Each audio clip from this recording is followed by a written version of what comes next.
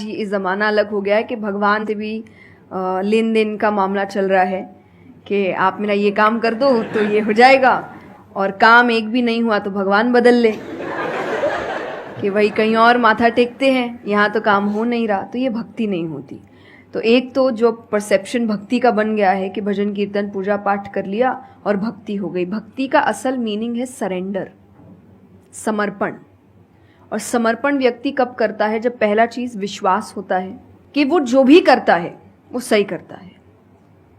मुझसे कई बार लोग पूछते हैं कि आप बहुत ज़्यादा डिप्रेशन में नहीं जाते, या कोई आपने सब कुछ देखा है, चाहे स्ट्रगल है, इंसल्ट है, रिजेक्शन है, हर फील्ड में हर चीज़ होती है। अगर आप आगे बढ़ रहे हैं, कोई पोजीशन पे जाने की कोशिश करें तो आपको इनका सामना करना पड़ेगा। ये जिंदगी के साथ आता है तो आपको सामना, लेकिन मुझे कभी दिक्कत नहीं दी ये चीज़ें। क्यों? क्योंकि जो मैंने कहा समर्पण, मुझे पता है कि एक ऐसी शक्ति ऊपर बैठी है जो मेरा बुरा नहीं चाहती। तो कई बार बुरी चीज़ें भी मेरी ज़िंदगी में हो रही है, मुझे पता है वो मेरे अच्छे के लिए है क्योंकि वो कर रहा है। तो ये समर्पण, ये भक्ति है। तो ये आपको हारने नहीं देती। क्यों हारेंगे आप? क्योंकि आपको पता है ना कि वो हारने देगा नहीं।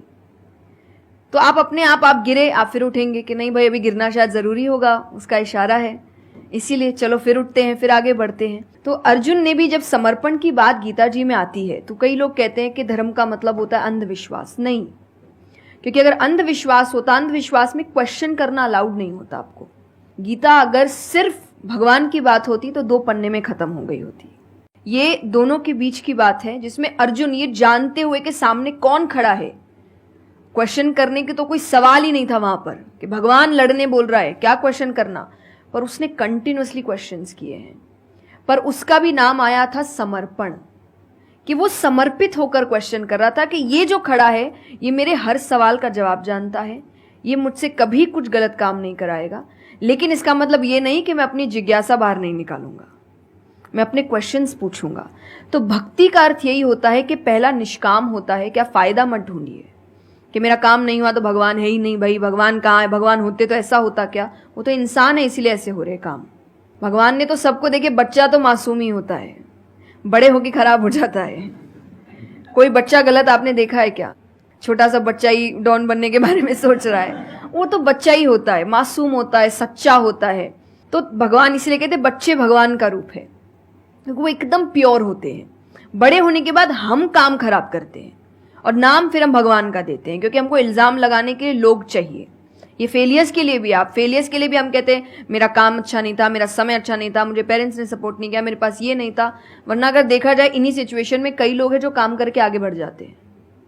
तो करने वाला तो कर लेगा, नहीं करने वाला इल्जाम लगाएगा। तो वो इल्जाम अभी हमें ऐसे दिखता है एक ऐसा कोई है जो सामने तो खड़ा नहीं है, भगवान लगाओ इल्जाम। एक फोटो है ना इंटरनेट पे कि भगवान खड़े, छोटी बच्ची खड़ी है, छोटी बच्ची के हाथ में एक टेडी बेयर है, तो भगवान वो मांग रहे हैं और वो बच्ची बोली मुझे बहुत अच्छा लगता है, मुझे नहीं देना। उसको नहीं पता कि भगवान के पास पीछे एक बड़ा सा टेडी बेयर रखा है और भगवान उसको कह रहे कि बस दे दो और मुझ पे विश्वास रखो कि वो दे दो छोटी चीज जो तुमसे, आपको वो बुरी लग रही है उस वक्त कि मेरे साथ गलत हो गया या मेरा छोटा काम नहीं हुआ, मैंने तो इतनी पूजा की थी, इतना काम किया था। शायद तुम उस काम के लिए नहीं बने हो, तुम और बड़े चीज के लिए बने हो। तो निष्काम क्या है कि आपकी भक्ति निष्काम है, स्वार्थ से नहीं बनी है, तो भक्ति आगे बढ़ेगी। दूसरा सरेंडर, कि मेरे हर सवाल का उत्तर सिर्फ उसके पास है। तो ये 2 चीजें भक्ति बनाती है, 2 चीजें जो भक्ति में। तीसरा हम जब करते हैं सत्संग, जो उन्होंने कहा सत्संग का एक सत्य के संग। तो सत्य कौन है? जब हम शास्त्रों में देखते हैं सबसे पहला श्लोक जो श्रीमद् भागवत में आता है वो भगवान का स्वरूप बता रहा है। उसमें है सच्चिदानंद रूपाय। सच्चिदानंद का मतलब होता है 3 चीजें मिलकर बनती है, वो है सत, चित और आनंद। जो ये 3 चीजों को जीवन में समझ लेगा सही से, उसने भगवान को समझ लिया, क्योंकि भगवान का रूप ही सच्चिदानंद है।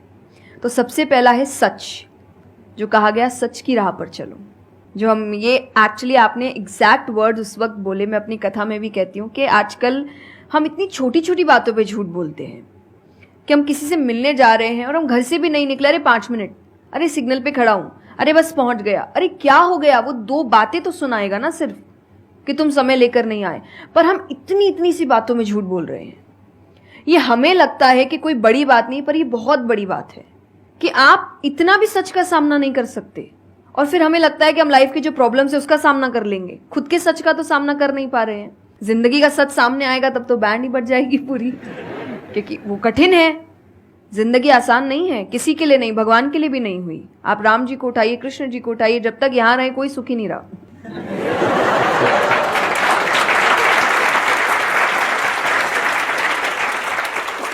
तो सुखी तो कोई नहीं रहा यहां पर। आपको सुख खुद ढूंढना पड़ता है, आपको अपना जीवन खुद निकालना पड़ता है अपने चॉइसेस को लेकर। तो इसीलिए पहला सत है। दूसरा चित है, अवेयरनेस। हम अवेयर नहीं है चीजों को लेकर, हम इग्नोर करते हैं। अवेयरनेस और इग्नोरेंस ये ऑपोजिट्स हो गए, कि आप कोई भी चीज आपको समझ नहीं आ रही है, नहीं है। मैं अधिकतर नास्तिक लोगों को आप देखिए, उनको अगर पूछे ना भगवान को मानते हैं, तो उनके पास एग्जैक्ट रीजंस नहीं होते कि क्यों नहीं मानते। बस नहीं है, दिखा नहीं, मुझे नहीं दिखा तो नहीं है। तो तुम्हें तो बहुत चीजें नहीं दिख रही। मेरे पापा इस पर मैंने एक बार उनसे क्वेश्चन किया था कि बोले तो पापा कैसे जवाब दे। पापा बोले उनको पूछना उन्होंने अपने परदादा को देखा था। देखा तो नहीं होगा,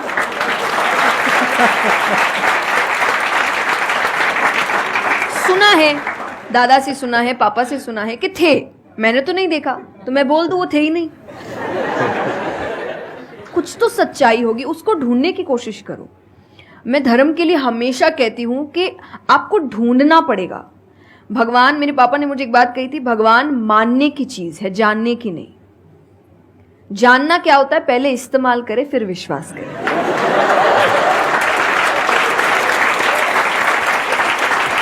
कि पहले देखेंगे है कि नहीं है, फिर बताएंगे। तो वो तो भगवान है, वो कहेंगे देख मैं भी घुमाता हूं।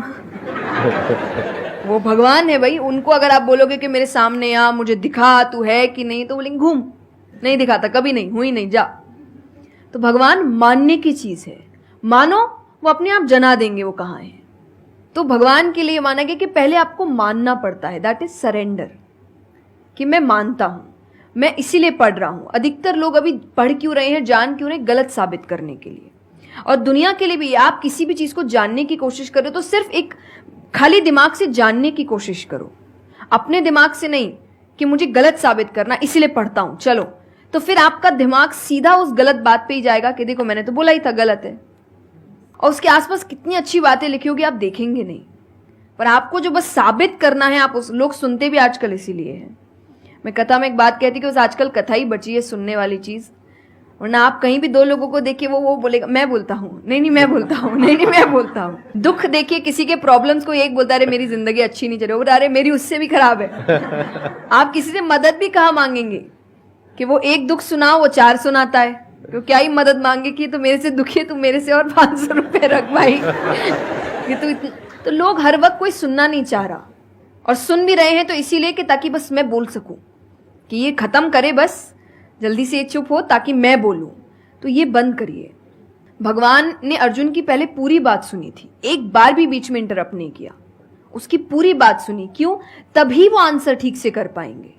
अगर आप बीच में हर चीज में इंटरप्ट करेंगे, लोगों के ओपिनियंस में इंटरप्ट करेंगे, तो आप उनकी बात को नहीं समझ पाएंगे। जितना सुनेंगे उतना सीखेंगे, क्योंकि बोलोगे तो वही जो आता है, पर सुनोगे तो कई बार ऐसी चीजें पता चलेगी जो नहीं पता, जो नहीं आता है। आते हैं देखिए, और आनंद का मतलब एक्चुअली परमानेंट हैप्पीनेस होता है, जो आपको भगवान के साथ ही मिलता है, कि आपको किसी की जरूरत नहीं है, बाकी सब कुछ टेम्पररी है। और टेम्पररी खुशियों के लिए भगवान ने अर्जुन को लड़ने के लिए इसलिए नहीं बोला था कि तेको राज्य मिल जाएगा, खुशी मिलेगी, पैसा मिल जाएगा, नहीं। एक परमानेंट हैप्पीनेस थी कि मैंने अपना काम अच्छे से किया, उसके लिए लड़ो। तो जो भी काम कर रहे हो परमानेंट क्या है उसमें वो देखो, और ये आपकी सक्सेस पे भी काम आता है। भगवान जैसे अब हम कहते हैं ना कि दुनिया में कुछ सच नहीं है, संसार सच नहीं, इसका मतलब क्या है? छोड़ने के लिए नहीं। क्या आप पहली चीज, जब दुख आ रहा है तो डिप्रेशन में मत जाओ, क्योंकि आप जानते हो ये भी परमानेंट नहीं है, टेम्पररी है, कल फिर ठीक हो जाएगा। खुशी आ रही है तो घमंड मत करो, ये भी निकल जाएगा, ये पोजीशन भी ज्यादा समय तक रहेगी नहीं, तो उसको रखने के लिए काम करते रहो। तो भगवान हर चीज में कहते बैलेंस्ड रहो, और परमानेंट वो है उसके पीछे भागो। तो आप अपने आप ही जो दिखावे की दुनिया है, करते हम सब है और सब कुछ करना चाहिए लाइफ में, सब एंजॉय करिए, पर अगर उसको जानते हुए करोगे कि परमानेंट नहीं है, तो जैसा मैंने कहा वो यहां जाएगा नहीं। जैसे एक पक्षी है, आप पेड़ पे उसको बैठा दो और फिर जिस ब्रांच में वो बैठी उसको काटने लगो, और जब तक ब्रांच नहीं गिरेगा वो नहीं हटेगी, क्योंकि उसको ब्रांच पे भरोसा है ही नहीं। उसको पता ये रहेगा ना, उसको अपने पंखों पे है कि वो जैसे ही गिरेगा मैं उड़ जाऊंगी।